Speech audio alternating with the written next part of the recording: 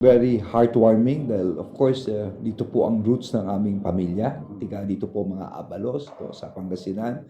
Kaya ako'y natutuwa at especially meeting with the governors at halos lahat po ng alkalde, no, with the vice governor at halos lahat ng alkalde ng Pangasinan. So it's a good occasion na hindi lamang to celebrate the town fiesta, foundation din ng Binmaley, but to have an interface with the mayor so that we could have our projects go down to the grassroots. That's very important because of relevant issues like, for example, the Mandanas issue, about governance and other issues covering peace and order, sa drugs, sa ating mga congestion ng mga kulungan, sa ating, of course, ating mga sunog, and other issues about local governance.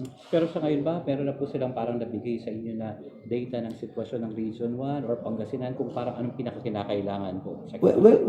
So far, medyo on the lighter note lang, may iba-ibang mga LGUs na nakakausap ko, dahil alam mo naman, bawat isang LGU may kanya-kanyang uniqueness, ika nga, not only in terms ng kanilang mga yung territory niya, maaari iba problema solid waste management, okay, problema iba naman has something more to do with probably local politics, na naapektuhan ang kanilang governance, this type of things, kasi ako yung naniniwala sa is that walang substitute ang parating pakikipag-usap, dapat inaano mo yan, maayos yan. Of course we have the law, dapat sundin natin ang batas, o kaya ano mangyari, but at the same thing, papasok na dyan yung iba-ibang dynamics, papasok na dyan yung baka pwede makipag-dialogo on how to find solutions on certain issues. Yes.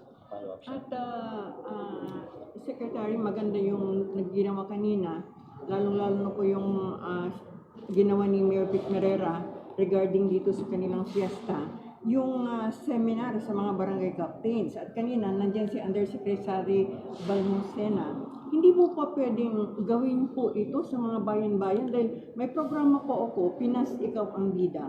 8 to 9 in the morning. Maraming complaint po, Mr. Secretary. Well, tama po kayo, as you will see, importante talaga ang barangay dahil ito yung pinakita nung the last pandemic natin.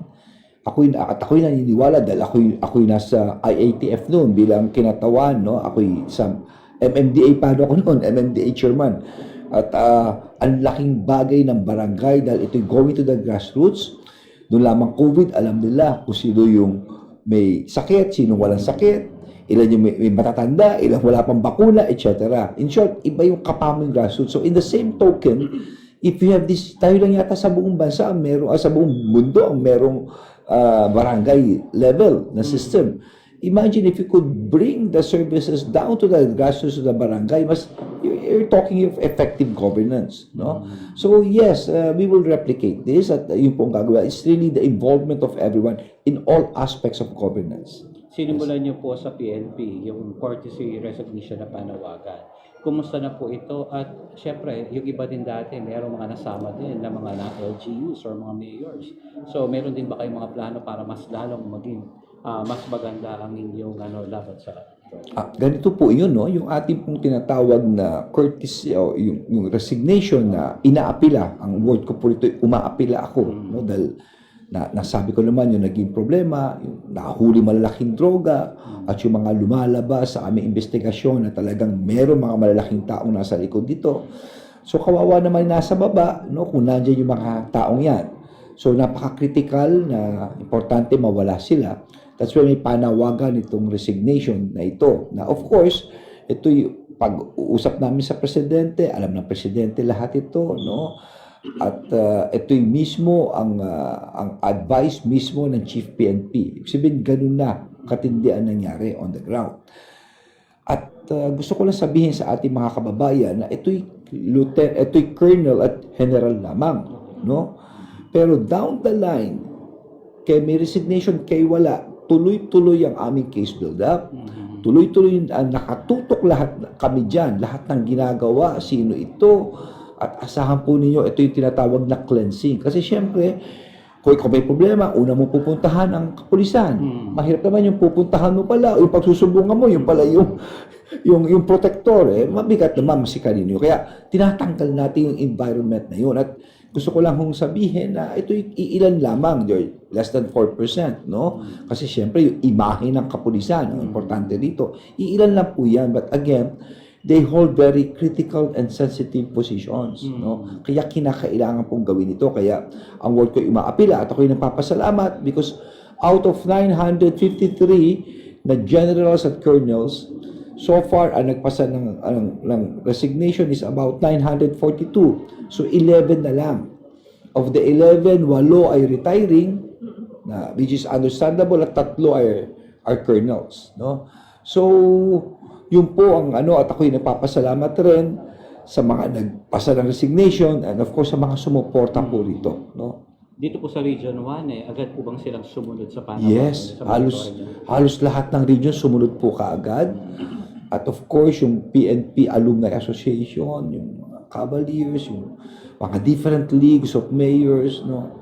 Siyempre, yung ganito ka-radikal na at anong panawagan, hindi mo alam kung paano tatanggapin ng tao ito, Hindi mo alam kung ilan magre-resign, no. I mean, you just, importante, galing sa puso ng bawat isa. Alam natin, tama ginagawa natin, tindigan natin yan, tayuan natin yan, at kaya nga, the rest is this, no? Ito'y suporta ng lahat.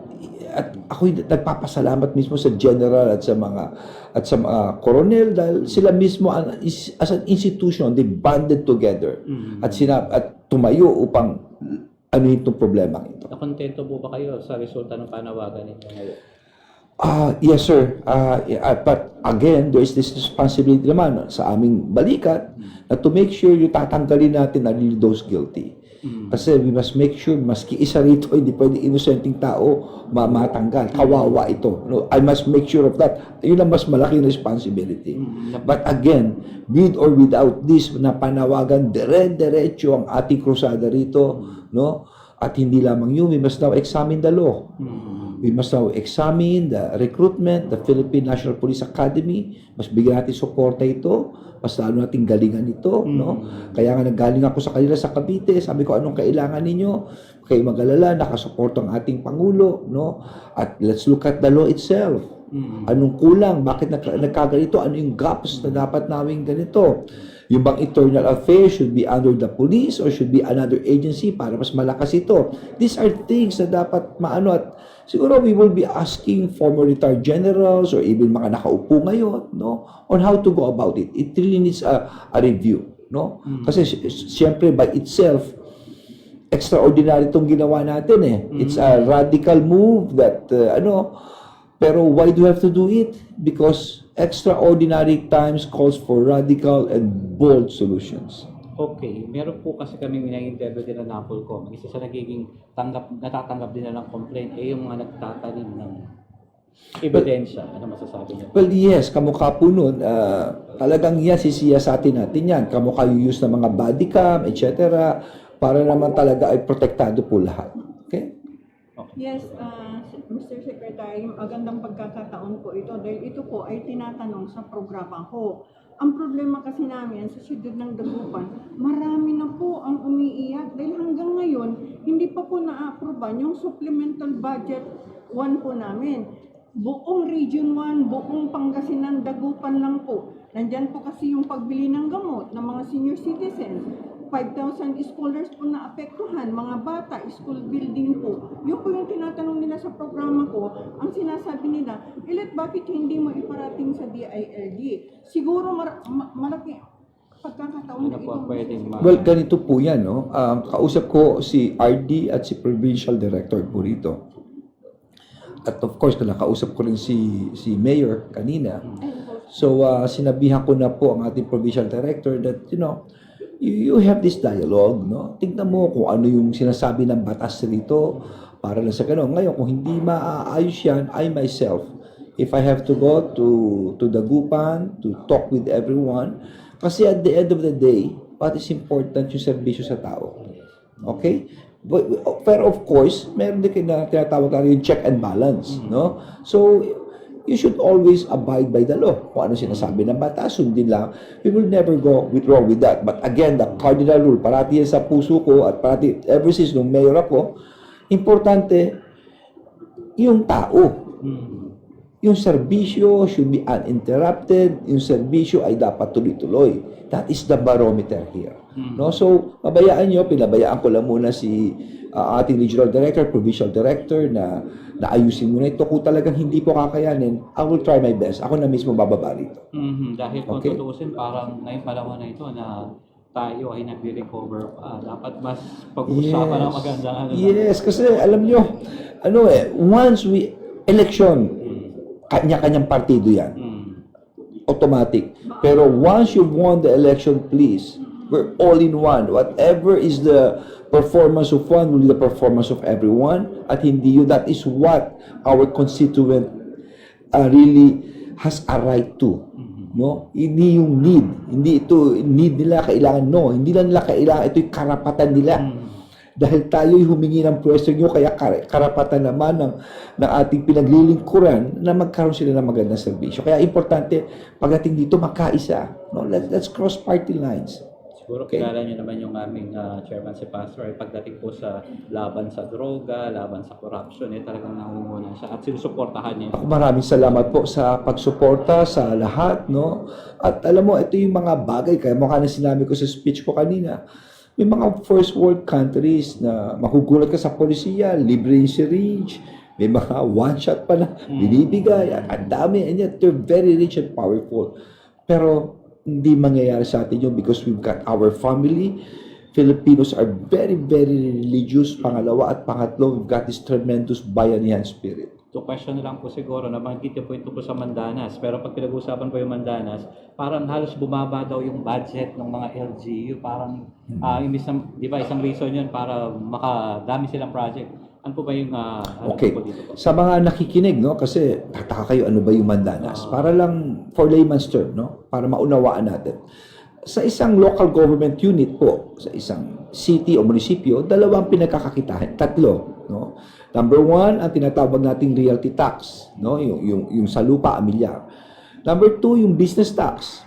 At number three, yung IRA. IRA is the Internal Revenue Allotment. Ano ibig sabihin ng IRA? Ito yung mga taxes na national. Kukunin po yan ng national, tapos hahati-hatiin yan between the national government and the local, tapos hahatiin pa yan sa barangay, sa munisipyo, sa city. May formula po dyan. Pero at that time, yung national taxes kulang dahil hindi sinama yung customs, etc. So nagdemanda si Governor Mandanas sa Batangas at si Governor Ted Garcia ng Bataan at sinabi nila, isama nyo lahat ng taxes. So sinama at sabi ng Korte Suprema, tama kayo, Governor Mandanas. Dapat isama lahat. So nadagdagan yung taxes. Nahahatiin naman ngayon sa lahat ng mga local government units. Okay. So, masaya na mga mayor. Sabi nila, nako, madadagdagan ng aming pera. Pero ito po nangyari. Nung dating DBM, naglabas po siya ng executive, ng EO 138. Ang sinasabi, meron kasi kami tinatawag na local government code. Doon nakasaad lahat ng kapangyarihan at responsibilidad ng local government unit, no? Ang sinabi ng DBM noon, okay, nadagdagan ka ng pera, pero magmula ngayon, lahat na nakasaad dito, dapat mong gawin mo na sa lahat ng LGUs. Pero ito po talaga nangyayari, mga kababayan. Hanggang ngayon, karamihan ng LGU hindi kaya ang national government ang Malacanang tumutulong. Number one, sa paggawa ng mga eskwela. Number two, mga communal irrigation. Number three, mga kalye ng barangay. Kasi nga, ang ating local government code, ginawa ito 1991 pa. It's been 30 years. At nakasaad dito, ang gagawa ng eskwelahan na magre-repair ay ang munisipyo. Ang gagawa ng barangay road, ang barangay. Ang gagawa ng seawalls, pero alam naman natin kung anong kapasidad ng barangay, kaya ba nila? Alam natin ang kapasidad ng ibang munisipyo, kaya ba nila mapagawa ng eskwelahan? Kasi ibang lugar na nagpapagawa si congressman, di ba, from the national. So, ito yung mga bagay na naging problema ngayon. no? Pero iisa ang sabi ng ating mahal na presidente, tutulong pa rin ang national government. Kaya kami sa DILG, iniisa-isa naming inistala po lahat ito. No? Itinan namin kung ano maganda. And for sure, dapat nating baguhin na ang local government ko. Okay. Mensahe na lamang po para dito sa Pangasinan or sa Region 1, nasakop po ng ano na. Una-una sa mga taga Binmalay, ako'y bumabati ng isang masayang piyesta. At sa aking mahal na probinsya ng Pangasinan, maraming salamat po sa inyong mainit na pangtangkap sa akin dahil ang pamilya ko po ay tiga Pangasinan ng mga Abalos, no? Talagang iba pakiramdam ko, talagang parang nandirito ako sa mga pamilya ko, bahay ko, no? It's a heart warming event for me, no? Maraming salamat. At of course, basta Pangasinan, sabihin mo, maski mainit, masaya tao, parating nakangiti, no? Let's keep that going as a province and as a country. Mabuhay po kayong lahat at maraming salamat.